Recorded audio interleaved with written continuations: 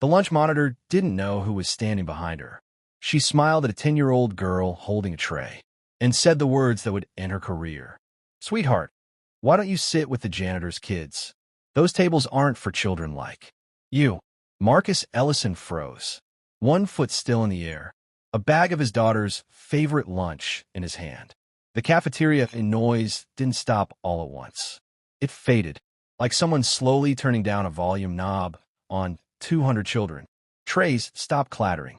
Conversations trailed off mid-sentence. And in that silence, Marcus watched his daughter's shoulders drop, watched her head lower, watched her walk alone toward a table in the back corner of the room. The overflow table, the one nobody wanted. Marcus didn't move, didn't shout, didn't say a single word. He just stood there, a 44-year-old man worth more money than most people would see in 10 lifetimes. And in that moment, none of it mattered, because his daughter was sitting alone, and nobody in that room had any idea what was about to happen next. Let's go back 3 hours, before the lunch bag, before the cafeteria, before any of this started. Marcus Ellison built his company out of a garage in Oakland. 14 years old when his mother lost her job. 19 when he wrote his first line of code that actually worked. 26 when a venture capital firm laughed him out of a pitch meeting. Told him, word for word, that people like him didn't usually end up running platforms like this. 31 when that same firm called him back, begging for a meeting, offering 3 times what they'd once refused him. By 44, his company touched the lives of 200 million people. Cloud infrastructure. Half the apps on your phone probably run through servers his company built. Magazine covers. A seat at tables most people only read about. But none of that was what Marcus was proudest of. He was proudest of one thing. A 10-year-old girl named Maya. Curious eyes. A laugh that filled up entire rooms. A stack of dog-eared books beside her bed that she read over and over, long after she should have been asleep. Marcus had one rule he never broke. No matter how big the deal, no matter how important the meeting, once every semester, he showed up, unannounced, lunch in hand, just to sit across from his daughter and watch her eat. It didn't matter that he could buy the whole school district if he wanted to. It mattered that he showed up. But this semester had been different. 2 board meetings had already stolen his visits. A merger that almost fell apart at the last hour. An emergency call from Singapore at 3 in the morning that lasted until sunrise. Twice, he'd promised Maya he'd come. Twice, he had to cancel. He remembered her voice on the phone both times. Small, understanding. In that way children learn to be when they don't want to burden the people they love. "It's okay, Daddy. Next time." So this time, he cleared his calendar completely. Told his assistant no calls. No emails. Nothing. Just Maya. Just this 1 hour. He picked up her favorite meal from the small diner near her school. Grilled cheese, cut diagonally because she said it tasted better that way. A slice of key lime pie for dessert because she always said the yellow made her happy. He walked through the front doors of Brookhaven Elementary with a smile on his face. He signed in at the front desk, clipped on a visitor badge, walked past the corkboard covered in construction paper artwork and spelling bee ribbons, and walked toward the cafeteria, already imagining the look on her face. He never got the chance to see it, because before Maya noticed him standing in the doorway, before she even looked up from her tray, he heard those words, "Sweetheart, why don't you sit with the janitor's kids? Those tables aren't for children like you." And everything stopped. Marcus didn't introduce himself, didn't demand a manager, didn't pull out his phone to call a lawyer. He did something much harder. He watched. He found a spot near the vending machines, off to the side, where nobody paid him any attention. Just another parent, as far as anyone knew. For the next hour, Marcus sat quietly at the edge of the cafeteria, and what he saw in that hour changed something in him permanently. He watched Maya sit at the same table. Every single day, it turned out, the overflow table pushed against the back wall near the trash cans. 3 other children sat there too. A boy with a stutter who flinched every time someone raised their voice near him. A girl who just moved from Guatemala, still learning the shape of English words. And a quiet child whose father cleaned the school's floors every night after the buses left. Marcus watched other kids whisper things. Things too specific for a 10-year-old to invent on their own. Words that came from somewhere else. From dinner tables, from car rides home, from adults who should have known better. He watched two teachers see it happen. Watched them glance over. Watched them look away like it cost them nothing. He watched the assistant principal walk past, hear a complaint from another parent standing near the doorway, and wave it off with a tired, practiced smile. Kids will be kids, she said, as if cruelty at 10 years old simply appeared out of nowhere. As if it wasn't taught. As if somebody, somewhere, hadn't sat that child down and told them exactly who belonged and who didn't. When the lunch period ended, Marcus finally approached his daughter. Her face lit up seeing him.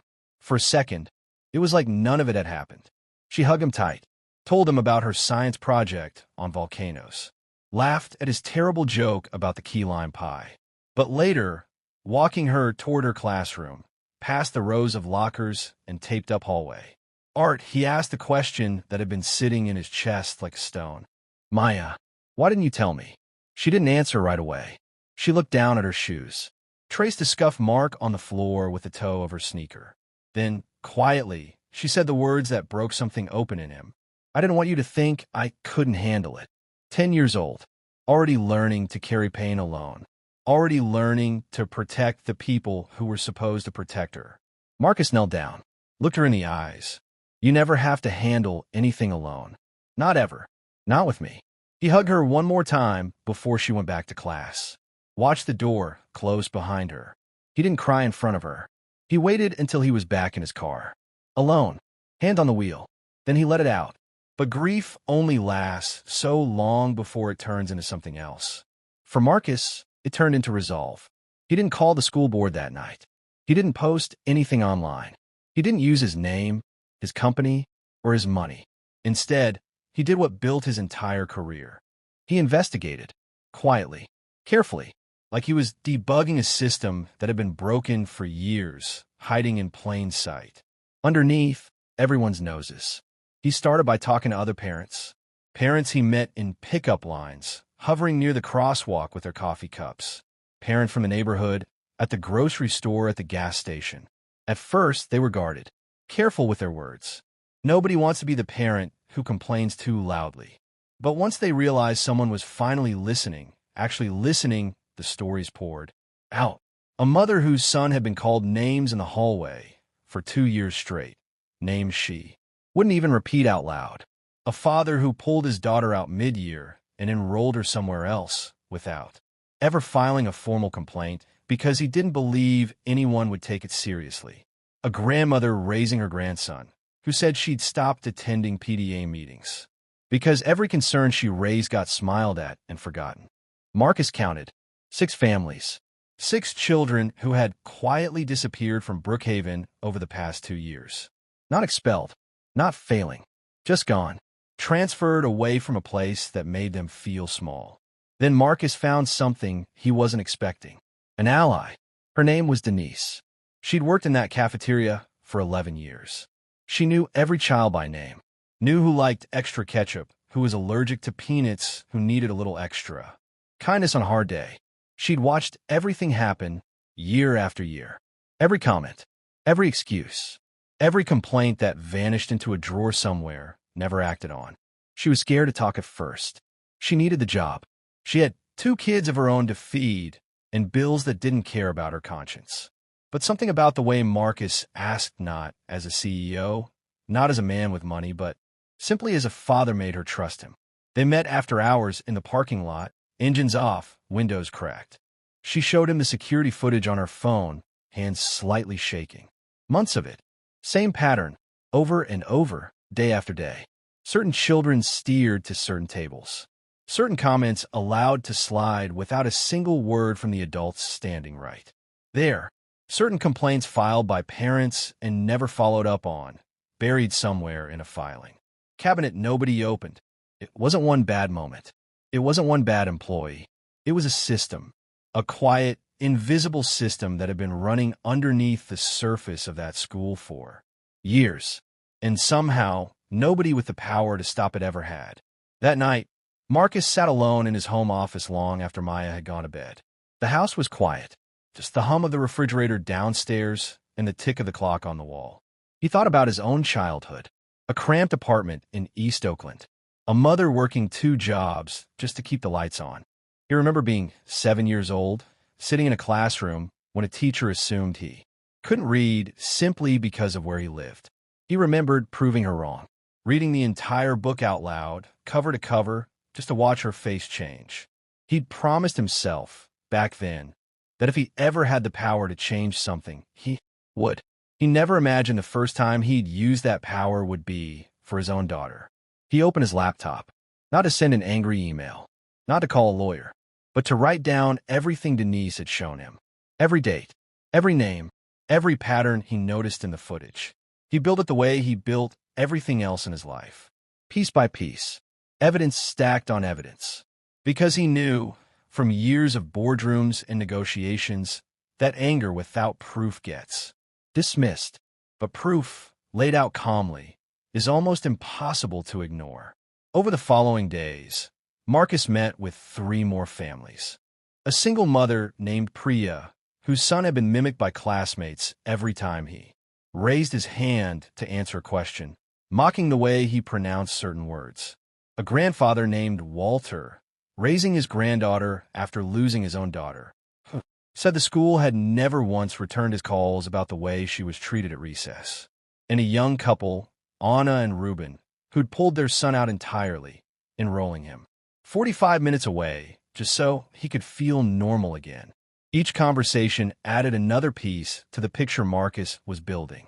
Not just Maya's story, not just one lunch monitor's careless words, but years of small cruelties allowed to repeat because nobody with power ever stopped to look closely enough. Marcus began to understand something important. If he only fixed what happened to Maya, he would be no better than the people who'd looked away. He would be protecting his own child and leaving everyone else exactly where they started. That wasn't the man he wanted to be. That wasn't the father he wanted Maya to grow up watching. So when he finally sat down with Denise one last time before the board meeting, he asked her one question. If we do this and it works, are you willing to stay? To help make sure it actually changes.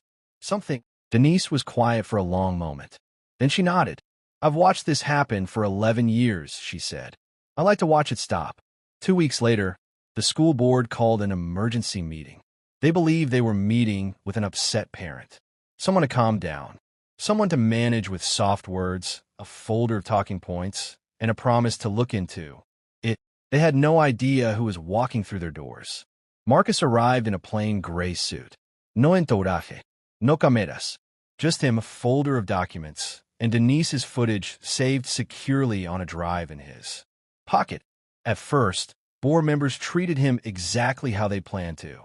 Polite, dismissive, a little rehearsed, the way people are when they've done this dance 100 times before. Then the board president looked up from her notes, really looked at him, and her face changed. Wait, she said slowly. Mr. Ellison? Marcus Ellison. The room shifted. Chairs creaked. Papers stopped rustling. Because Marcus Ellison wasn't just any parent. His foundation had pledged millions of dollars to underserved schools across the state. The district itself had been quietly hoping to become one of the partner schools chosen for. That funding had already drafted a proposal sitting in someone's inbox. Whispers started immediately. Some board members reached for their phones. Others sat up straighter, suddenly aware of exactly who was in the room with them. Marcus let the silence sit for a moment. Then he spoke.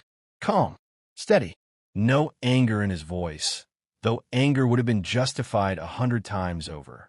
I didn't come here to cancel donations, he said. I came here to find out why my daughter stopped smiling at school. Nobody said a word. He placed the folder on the table, slid it toward the center where everyone could see it. This isn't about revenge, he continued. This is about the fact that for 2 years, children have been quietly disappearing from this school because the adults responsible for protecting them chose comfort over courage.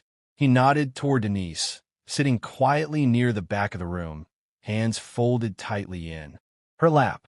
This woman has watched it happen for years. She was too afraid to speak up because she believed no one would listen. I'm asking you right now to prove her wrong. The board reviewed the footage that same week behind closed doors. What they found couldn't be explained away as kids being kids. The lunch monitor was let go within days. The assistant principal, faced with a mountain of ignored complaints stretching back years, resigned before she could be formally removed. But Marcus made one thing clear from the very beginning. This wasn't just about punishing two people. If we replace two names and change nothing else, he told the board, this happens again. In 5 years. To someone else's daughter. To someone else's son. So the district didn't stop there. Mandatory training on equity and bias for every staff member, from teachers to cafeteria, workers to bus drivers who spent hours a day with these kids. A new reporting system built specifically so a 10-year-old could report what was happening to her without fear of being dismissed, without needing a parent's permission. Slip just to be heard. Independent oversight brought in from outside the district, so complaints could never again disappear into a drawer. And Marcus insisted firmly, without compromise, that every reform apply to every child in that district, not just the wealthy ones, not just the ones with a father who happened to run a billion-dollar company. Every single child in every single school, regardless of what their parents did or didn't have. Weeks passed. Marcus went back to his normal routine. Board meetings that used to feel important now felt smaller somehow. Investor calls. The occasional crisis that needed his signature by end of day. But he made time, again, for one more surprise visit. No lunch bag this time.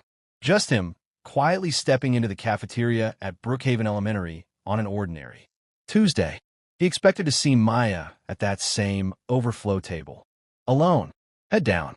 Instead, he saw something that stopped him in his tracks the same way that first day had. But this time, for a completely different reason.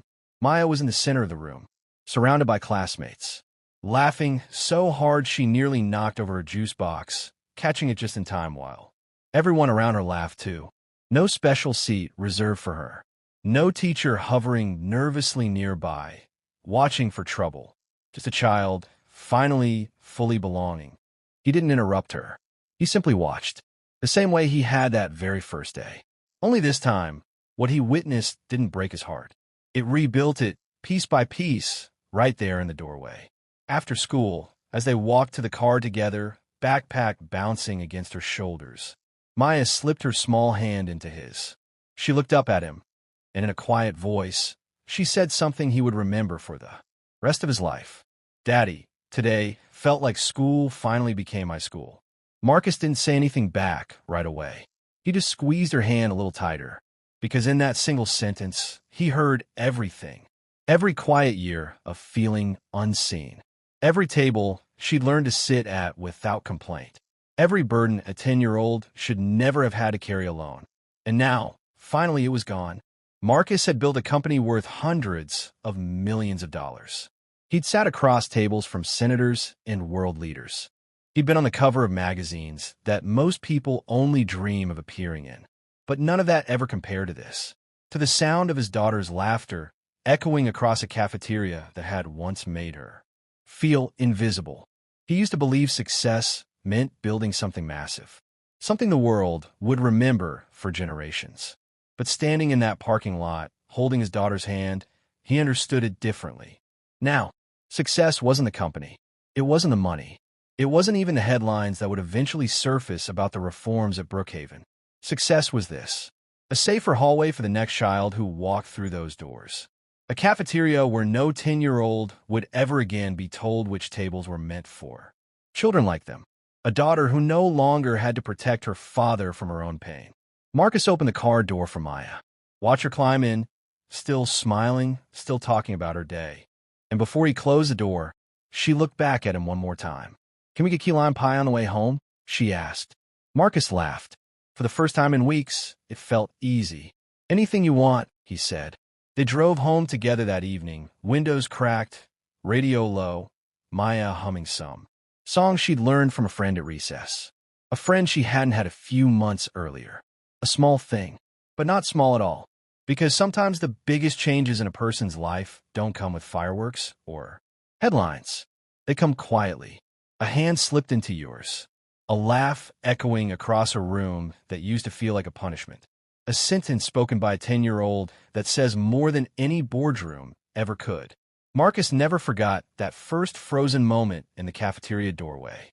The sound of those words, the silence that followed, his daughter's lowered head. But he also never forgot what came after.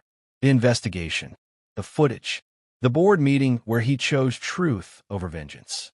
The reforms that would protect children long after Maya graduated and moved on to middle school, then high school, then whatever life she chose for herself. Because that was the real reveal in the end. Not that a powerful man had walked into a room and changed everything with his name, but that a father had chosen again and again to listen before he acted, to investigate before he accused, to fix the system instead of simply punishing the people caught inside it.